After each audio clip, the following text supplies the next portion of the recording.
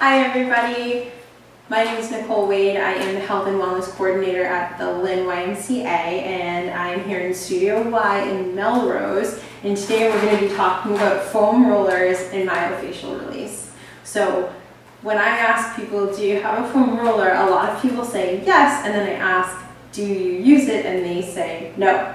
So a little bit of a disconnect with this, but I want to talk about why this is important, how this can help you with your fitness routine or your sports practice, something like that, and why you should invest in using this, right? So this is a sort of longer, this is my personal roller that I brought over here. So you might have seen them, they look like this. They might come in different colors, so the colors are usually by weight or resistance level. Sometimes you might actually see one, a nice company actually sent this to me, I can't remember the name of it. Oh, Rolga. They're on Instagram. Anyway, it looks like this. Sometimes they look like they've got a grid on them or something like this. This is just to get a little bit deeper into the muscles. So I would say that if you're just starting out, you might want to go with something like this. This is a little bit more of an advanced option, but if you've got a small one like this, this is great for traveling, or maybe if you've got a muscle that's just feeling a little bit extra tight. So we're going to kind of get into it here, and I'm going to talk while we go. I'm going to talk a lot probably, so just a warning. Okay, so we never want to be rolling cold muscles. That's the first thing to remember. So if you wake up in the morning and you're going to go for a run, I would say don't jump out of bed and go roll cold muscles. I would wait until like later on in the day. I think that might be better. So we also don't want to roll tendons and bones. So if you're going to be rolling the calf, the soleus muscle, the medius part of your calf, you want to go above the Achilles tendon, and you don't want to roll behind the knee. So you want to stop right where the bend of your knee begins. Does that make sense? Okay. So there's a couple of ways to do this, right? You can certainly use this leg as a kickstand and roll back and forth, right? If you've never done this before, I would say that this is a good place to start. You can also cross one leg over the other. This is usually how I do this. So you roll forward and back, forward and back. If you're thinking, oh my gosh, this hurts, it's probably just because you haven't done it in a while. So I would say you kind of focus on going out and in. You can flex and point your toe as you go. Okay, so one of the things that we're going to do is stretch after we roll each of the body parts. And if you find that you're kind of like sliding around here, you just reposition yourself. That's pretty much all of it. So we just go back and forth like this. Yeah, it's pretty fun. Okay, so muscles that are better aligned are going to work better. That's pretty much it. So you also want to be making sure that you stretch after you roll a body part. So I would say that one of the problems I see with runners is they say, oh, this body part is hurting me, so I just roll it forever. So if something's already inflamed and you start rolling, I would say back off of that a little bit. So you want things to perform well, but also not be feeling like extra painful. If you find that you wear your shoes, the outside edges, you might find that the inside of your calf needs a little bit extra work, right? So I always tell people you should imagine, this is an old reference, right? That this is Bill Gates and this is Arnold Schwarzenegger. Use whatever you want for references here. But there's a push-pull, right, on this. So your calf's a lot longer than this sheath here. So you might want to just roll to the inside and then go back and forth, just breaking up any adhesions that are here. Good, just like that. And then we're going to switch sides. So you can spend, a minute to 2 minutes per side, and you may find that when you get to one side, it's a little bit like tighter than the other. Totally normal. Totally normal to have imbalances. So this is one good reason we're doing this. You're just going back and forth. So that's pretty much it. I recommend foam rolling. You could certainly foam roll every day. But a few times a week should do it, as long as you are consistent with it. It doesn't need to be this long, drawn-out process. If you wanted to, just put it, near your television, or in your family room or something, any place where you might use it. I tend to leave mine in my bedroom closet, and I just take it out and I just quickly sort of roll through things at the end of the day, because that's when my body just kind of feels the warmest. So yeah, that's pretty much the story with this. So you want to go back and forth, getting all the parts of the calf muscle. Yeah, we're going to go through all of the things that you can roll. Okay, cool. So you're going to come to standing position. And then we want to stretch out these muscles, right? So it's just a calf stretch, really. And you just want to feel a nice, good stretch. Don't stretch until you feel like something's hurting. But you just want a good stretch here. You know, maybe hold it for 20 or 30 seconds. Hang out. That's pretty much it. And then switch sides.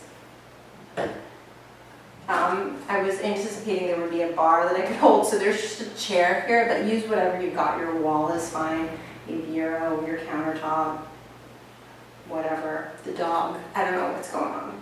You can use anything. Provides a bit of resistance. Probably not a small dog. Okay, cool. So next we're going to roll the hamstring. So here's the fun thing about bodies. The female body in general tends to be a bit quad dominant, meaning there's a little bit bigger muscle in the front than in the back. That's normal. So you might get to the hamstring and you're like, I don't really feel anything. Don't worry, when we get to the quads, you'll probably feel this. So this is how the hamstring goes. So we go from right above the crease of the knee to just under the glutes. So that's pretty much it. You want to get all the sides of it. If you find a spot that feels a little bit like tight, like I've got a spot here that feels like I could use a little extra work, right? You just kind of go back and forth over it, breathe into it. That's pretty much the plan with this. And again, just spending a couple minutes on each part. Good. And then we're going to do the other side. So, just for brevity's sake, we're just going to kind of go through this, and we're going to make sure that they're even. So I have a little bit more tightness on my left than my right. I'm right hand dominant, but sometimes I find that the left side of my body is a little bit stronger, so you might also find that too. These are normal things.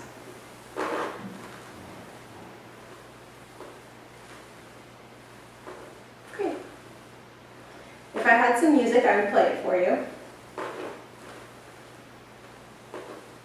Now, if you've got like a towel or a strap or a band at home, you can use this for a nice hamstring stretch. But we are going to do this prop free. So once you've got everything back here, sort of stretched out, well, you can come onto your back.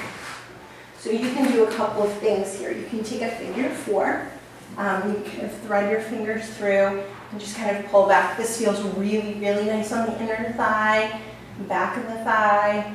If you've got a strap or a towel, you can put it around the bottom of your foot and just kind of pull back, bend the knee towards the chest, and relax. So really whatever works here best for you. You just want to make sure that you're stretching out the back side of the body. People do want to know if you can roll your back. You can. I'm going to show you a safe way to do this.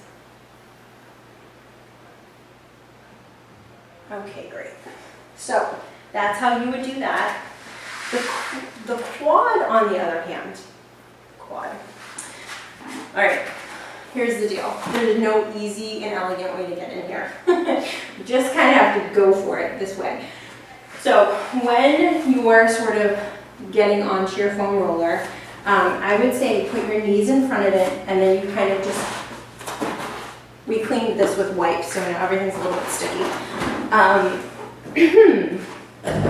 There we go. Okay, so you can bring one leg above the other, so you're just getting onto the quad, right, just like this. Put your elbows down, you go back and forth, right? Or you can put both of your legs down if you've got enough room. Now I will say putting both legs down at the same time means that you're going to have a more difficult time to get into some parts of the quad. So there's 4 sections of the quad. One of them goes all the way up into your abdominal muscles. So I would say that if you can, try to really get in to all parts of the quad. If you're like, wow, this is making me sweat, you're definitely doing this the right way, right? So you might say, oh, I had no problem with the hamstring, but I got to the quad muscle, and yeah, that doesn't feel awesome. Well, welcome. Welcome to being a human. So we're just going to roll back and forth.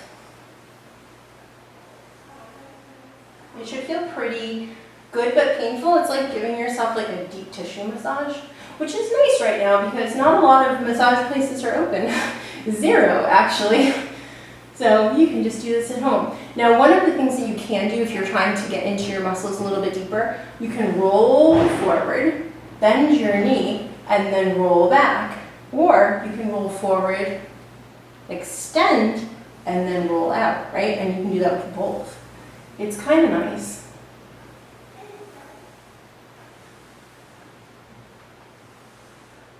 So you get a few options here. Now, for the quad stretch. Okay, so you're just going to go up standing.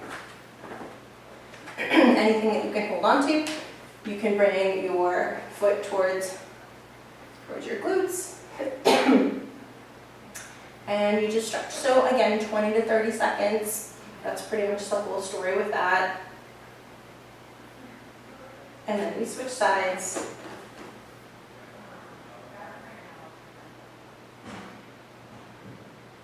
Good. Okay, so we're going to come back down here. I'm going to switch directions. We're going to talk about the piriformis. So that is deep within the glute. Okay, so this guy can be a little bit difficult to get. If you get a tennis ball or a lacrosse ball, that's one of those things that you can kind of sit on. You can also do that easily with your foam roller. I would say I prefer this a little bit more than something like this. I find that this is a little bit hard to sort of get on the part. That makes sense, very technical. Okay, so we're gonna sit on it. So you know that figure 4 we just made? You can do that again, and you wanna kind of lean into the side that you're rolling. So if I'm gonna be rolling the left side glute, I wanna be crossing the right over the left. So you can make it that figure 4, but you kind of wanna lean onto the left side. So we're breaking up any muscle adhesions that prevent our muscles from working properly, and then we stretch them. So if you find a spot that you're like, oh, got it, that doesn't feel great, yeah, just kind of stay on it for a minute. Like this, I can feel a little part that just kind of wants to release. So I'm just going to hold it here.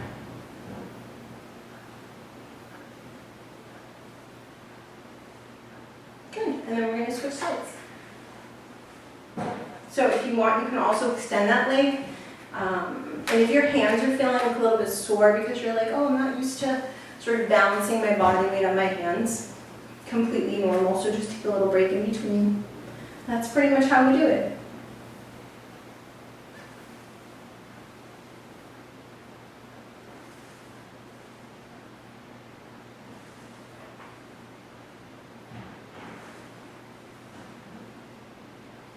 Good. And if you're feeling it, you feel like super tight in there, yeah, I think you're definitely in the right spot.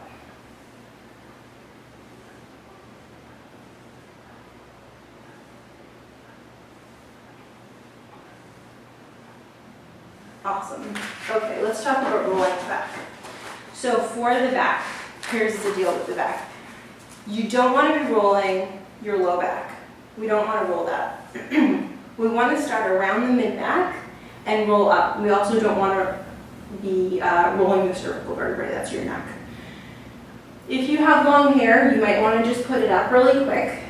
If you're wearing a hooded sweatshirt, same rules apply. I would say that if you're wearing a hooded sweatshirt, you don't want to pin yourself to the floor with your hoodie. You also don't want to pin your ponytail underneath you and roll it over. I've done that, and then I've been stuck to the floor, pinned down by my foam roller. It's not the best. It's not the best. Okay, so You kind of want to go like mid-back. It's if you've got a bra on, it's about right under your scapula, those are your shoulder blades, kind of look like this. So you want to go right under there.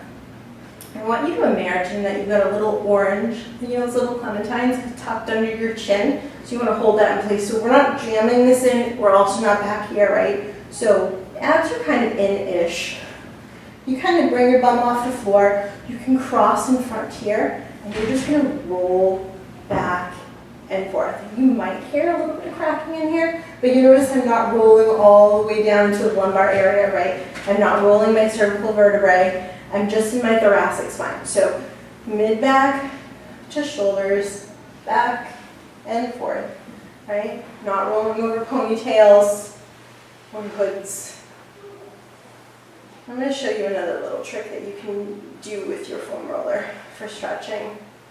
So a lot of folks have very tight pectoral muscles. How does that even happen? That happens from anything you do where the arms are in front of the body. So any type of modern living, right?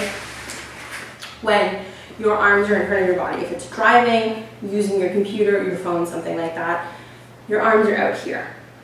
So what happens then? The pectoral muscles get very tight and the scapula starts to wrap, that's your shoulder blade, it starts to wrap around the rib cage and it pulls this in, right? Opening this up, we can do a lot of that in yoga. We can also do a lot of that in strength training. I would say that stretching and strength training, you need both of these things together in order to make sure that you get out of that forward shoulder placement. So foam rolling can definitely help you in conjunction with yoga. As can something like lat pull downs or low rows. Those are great for this kind of stuff. Pull-ups too. Okay, so you can, in addition to that, if you've got yoga blocks at home, you can certainly use yoga blocks. I kind of love this. So you want to put the end of your foam roller around your mid-back area and you want to balance the back of your head on it and just open your arms up to the side. This gives you a really nice stretch through the pectoral muscles. It's kind of a nice way to end things. Let me take a few deep breaths here.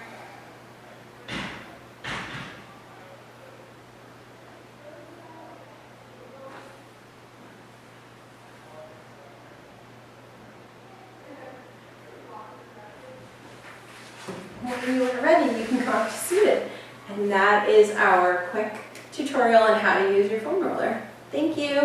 For any more information, if you're looking for schedule information, please visit our website. It's YMCA Metro North.org. Thank you.